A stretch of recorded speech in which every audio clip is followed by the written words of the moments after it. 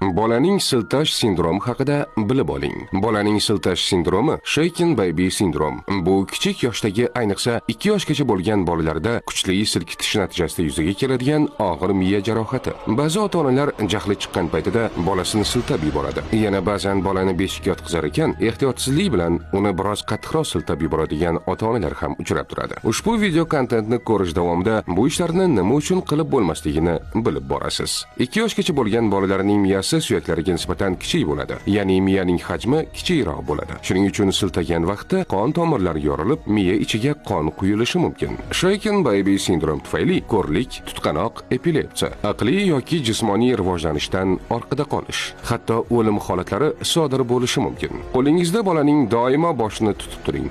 2 yoshgacha bo'lgan bolani siltamang, osmonga otmang. Bola jahlingizni chiqarish uchun yig'lamaydi. Sababi boshqa narsa bo'lishi mumkin. Salomatlik va strategik rivojlanish instituti ijtimoiy tarmoqlariga obuna bo'ling.